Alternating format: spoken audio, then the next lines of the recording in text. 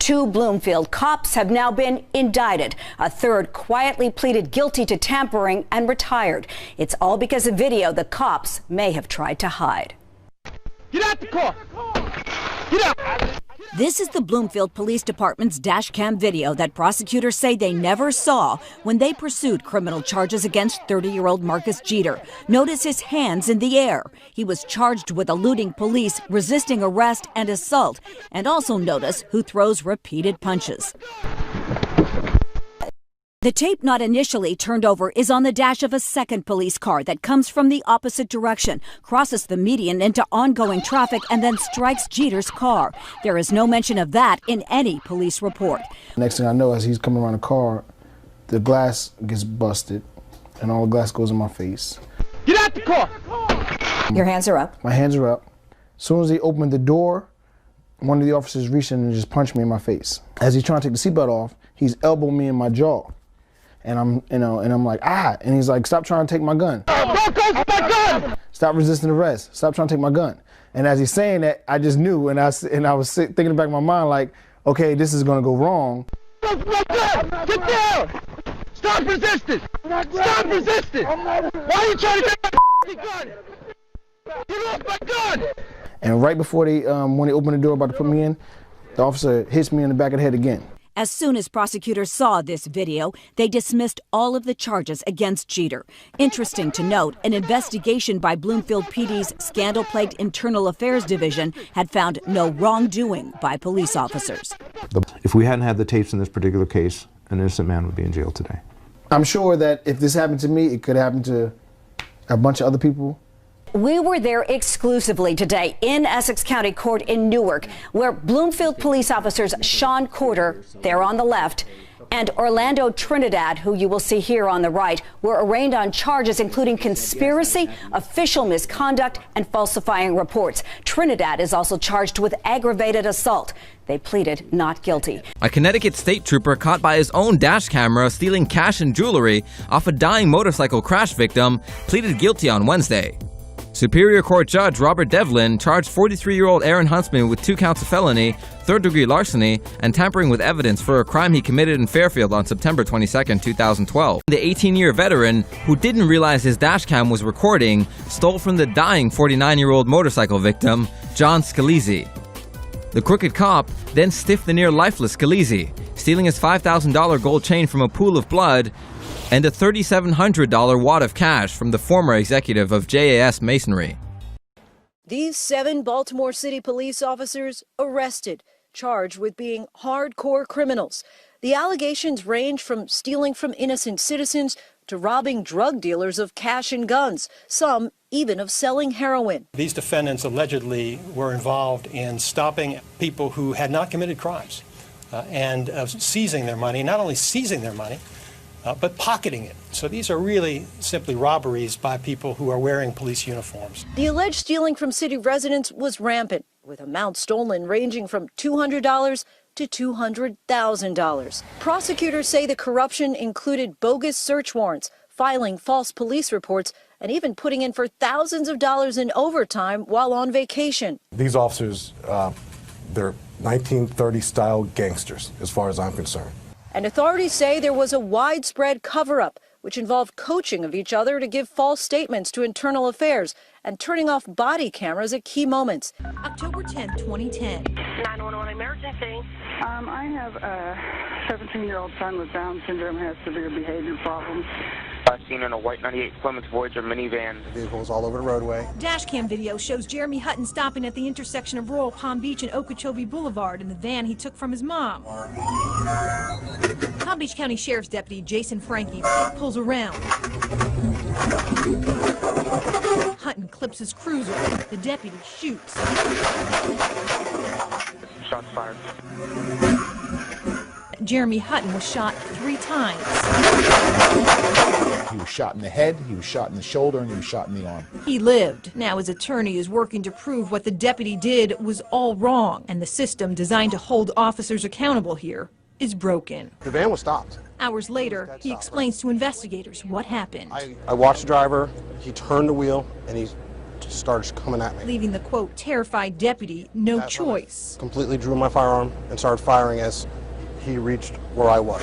Both PBSO and the state attorney's office justified the shooting. And I was in fear he was going to hit me. Case closed until... I don't think anybody knew or anticipated that they were going to get caught by a traffic camera. Because this traffic camera video, he says, shows an entirely different story. But the traffic camera clearly shows that Jeremy Hutton not only was driving away from the deputy, but actually turned his vehicle as far to the left as possible to completely try to avoid hitting this deputy. So it's completely inconsistent with what was told by the deputy, and it's appalling. The state attorney, which investigates to determine if an officer who shoots should face criminal charges for it, mentions the video in its final report. Pictures don't lie. But not what it shows. So certainly there was no danger to this deputy. Since 2000, the state attorney's office hasn't indicted a single deputy involved in a shooting.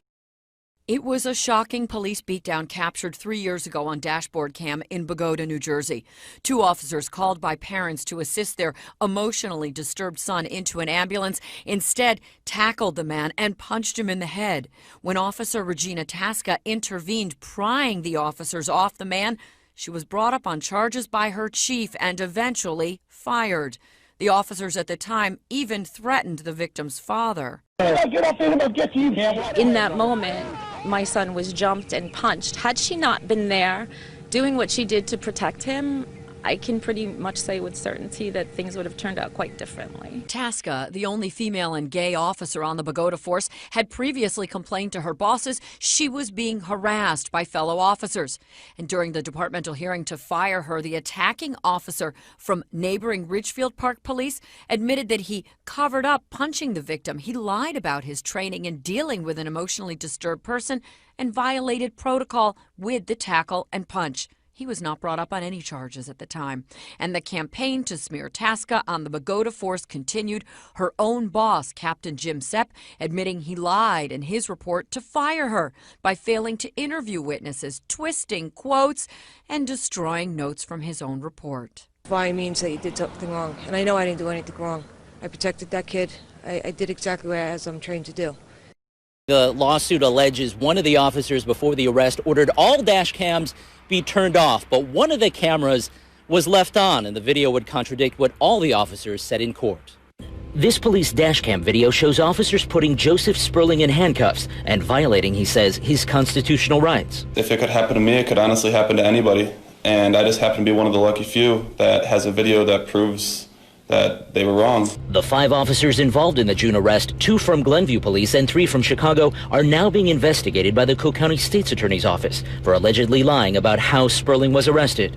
If the police want to make a case proving drug crimes, proving responsibility, they have to follow the law, and they can't lie.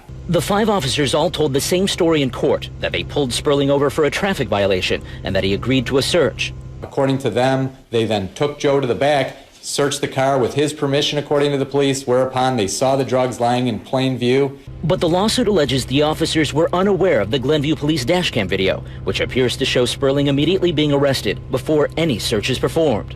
In America, you have a right not to be searched unless the police have probable cause. They can't just walk up to you, arrest you, and say, hey, maybe you got drugs, maybe we'll find them. Sperling admitted there were hidden drugs in his vehicle, but when the video came to light, Cook County Judge Catherine Habercorn dismissed the charges against him, saying at a hearing last month, all officers lied on the stand today. The evidence that's been submitted is directly contrary to their testimony. We were not able to reach anyone at Glenview Police tonight for comment on the lawsuit, but the department has said its 2 officers that were involved in the arrest are on paid administrative leave pending the state's attorney's investigation. In June of 2008, the Omni Drug Task Force, headed by Lieutenant Davis, executed a search warrant on Rudy Simpson's Monroe County home. They based the search on an anonymous tip and a marijuana stem they said they found in the garbage. When the cops came in, Rudy's band was practicing in this basement recording studio. What the police didn't know is that the microphones were hot and everything was being recorded. Take a listen. Hope they're not mixing. But they were mixing, and 2 cops take turns singing on the mic, not knowing the whole thing is being recorded. I love rock and roll. Looking back on the memory. They found a quarter ounce of marijuana, 12 small seedlings in a pot they claimed were marijuana, and a half a pain pill that Rudy later produced a prescription for. These guys say the police seemed more interested in Rudy's stuff than they were in the drugs they found. Basically, what I heard them talking about was what equipment, what materialistic stuff could they take out of my house. It seems like, yeah, that they were just trying to figure out what they could come out of here with. And now, hear it for yourself. Caught on the band's equipment that the cops don't know was recording. Well, who comes down here is going to take everything? Band, he's going to say that quarter ounce, at least a quarter ounce there is going to give us a chance to take all this stuff and go according to Luke. Hey, what do you want to take in the basement? You want to take the drums and all that or no? The police wound up taking 3 pages worth of stuff from the house, including some of Rudy's personal property, a 52-inch flat-screen TV, a DVD player, 2 computers, a camera, and a bunch of DVDs. Under the law, police are only supposed to confiscate property that was purchased with money earned from drug sales. Rudy admits he was smoking pot, but what evidence did they have that he was selling drugs? There was none. There was no sales. There was no undercover cops. In Michigan, in a drug raid, they can take your property just with probable cause. And they can even take your property without charging you with a crime. A body camera captured the moment Megan Sheehan was taken down by BART and Oakland police officers March 17th, St. Patrick's Day last year. This is what the bartender model looked like when she fell to the ground. And here, at the hospital the next day. An Oakland cop grabs her right hand while the BART officer takes her left hand, and they throw her down face first. According to the police report, Sheehan was violently punching and that the officer guided her to the ground. Sheehan and her lawyer dispute that. Take another look at the video. Sheehan was lying unconscious in a pool of blood. Megan, can you hear me? Nurses were called. She was treated and taken to the hospital. Former Windermere police chief is found guilty of perjury in connection with a child sex abuse investigation. Yeah, Daniel Saylor was sentenced to 8 years behind bars after he was convicted of lying under oath during his friend's trial. That friend was later convicted of raping 2 young girls. Daniel Saylor dropped his head when he heard the guilty verdict. It was role reversal. Windermere's former chief of police was the man being fingerprinted and handcuffed. Sentencing came next. Saylor begged for mercy. His voice trembled. Don't really know what to say to you.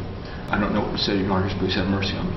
But the judge gave him 8 years in prison as he left the courtroom, telling his mom and dad he loved them, and marked the end of his brief trial, a trial in which Saylor was accused of lying on the stand during the child rape trial of Scott Bush last year. Bush and Saylor were friends. During the rape trial, Saylor took the stand, told the jury not one but 2 outside agencies, the Orange County Sheriff's Office and the State Attorney's Office, investigated the rape allegations. Employees for both agencies took the stand, said they did not investigate, that it was Windermere's case. Saylor's family left with nothing to say. 6 Philadelphia police officers now face decades behind bars in what officials there are calling one of the worst corruption cases in decades. Mind you, this is Philadelphia. They seem to know a little bit about corruption there. Here are the pictures of the 6 cops, and what they're accused of is unbelievable. All 6 either current or former narcotics officers. Over the years, the feds say they stole more than $500,000 in drugs and cash and other stuff from suspects. But that's really just the beginning. Investigators say these men often beat and kidnapped suspects. In one incident, investigators say an officer dangled a man over the edge of an 18th-story balcony to get information. At the same time, they say another officer or other officers stole a few $1,000 worth of stuff from the guy's place and ordered a pizza to pass the time. The feds say the officers even came up with a game in which they scored points by coming up with ways for defendants to be abused. The list goes on and on. Here's how the police commissioner reacted today. I can say that I've been a police officer for more than 40 years, and this is one of the worst cases of corruption that I have ever heard. One of the worst they've ever heard. Again, we're talking Philly. The city is zero stranger to police corruption. In fact, a former officer who pleaded guilty to stealing from a drug dealer a few months ago is now helping with this investigation.